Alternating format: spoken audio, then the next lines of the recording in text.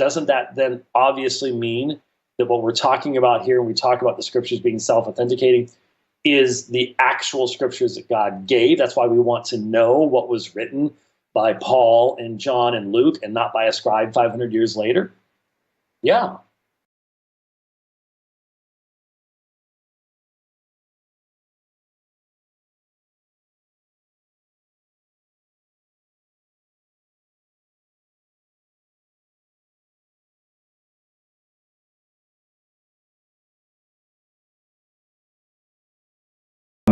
Now, Matthew, he's the most difficult, I think, and I don't really know what's going on there. I think because the early church was unanimous that Matthew was the author, I think that lends great probability that Matthew played a large role in the penning of that gospel. But it's really difficult to, I mean, there are some challenges because Papias, that same author, the first one who talks about the traditional authorship of the Gospels, he's probably writing in the first decade of the 2nd century or around that time. He says that Matthew was originally written in Hebrew or Aramaic.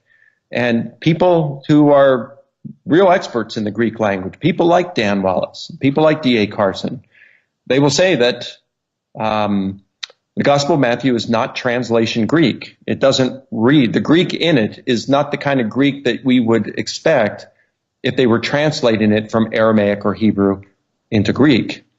And in fact, Carson and Moo in their New Testament introduction go as far as to say, Papias, they conclude that Papias was just simply wrong to say that Matthew was written originally in Hebrew or Aramaic. Well, Wallace comes back and he says, at least I don't think he's got it in print, but he's told me this, that one thing that he thinks is possible is, you've got these 5 discourses of Jesus in the Gospel of Matthew, like the Sermon on the Mount, the Olivet Discourse, and that perhaps what Papias is referring to, because he's talking about the Logia tu Jesu, the sayings or teachings of Jesus, it could mean that Papias was referring to a couple of these discourses of Jesus, that these were originally written in Hebrew or Aramaic. They got translated into Greek, and then an editor, perhaps under the supervision of Matthew, took these, then combined it with a lot of material from Mark that he used as his primary source, and then also some special other sources, what they would call the special M source. And that's the Gospel of Matthew that we have today. That makes sense to me. Mm-hmm. Some have even said it might even be Q, that Matthew wrote Q, and that's what Papias was referring to.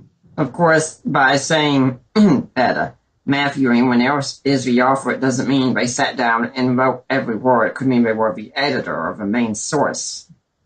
Sure, absolutely. I mean, gosh, you got Paul in Corinthians, and you say, there's co-authorship there, he and Sosthenes. Or you've got Romans, the crown jewel of Paul's writings. And in chapter 16, verse 22, it says, I, Tertius, who write this letter, send you my greetings. Well, he's obviously the scribe, but given Paul's writing style and his other undisputed letters, it would appear that Tertius probably did some really nice editing and crafting that letter together. I think it's very possible that Matthew wrote his gospel first, but it's not the gospel of Matthew we have today, because Papias says that Matthew wrote his gospel in Aramaic or Hebrew. So I think it's possible that Matthew wrote the gospel in Aramaic, and then later on, it was a smaller one than what we have.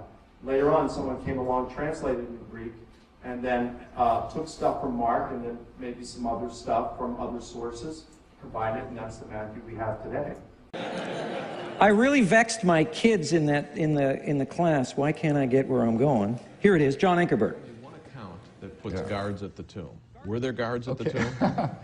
Well, now this is a question that I think is probably best left out of the program. This is a question that I think is probably best left out of the program because the vast majority of New Testament scholars would regard Matthew's tomb story or guard story as unhistorical. I can hardly think of anybody who would defend the historicity of the guard at the tomb story. I would, but I'm an idiot. Matter two. One is because it's only found in Matthew. And it seems very odd that if there were a Roman guard or even a Jewish guard at the tomb, that Mark wouldn't know about it and there wouldn't be any mention of it. The other reason is that nobody seemed to understand Jesus' resurrection predictions. The disciples, who heard them most often, had not an inkling of what he meant. And yet somehow the Jewish authorities were supposed to have heard of these predictions and understood them so well that they were able to set a guard around the tomb. And again, that doesn't seem to make sense. So most scholars regard the guard at the tomb story as a legend or a Matthean invention that isn't really historical. Most scholars regard the guard at the tomb story as a legend or a Matthean invention that isn't really historical.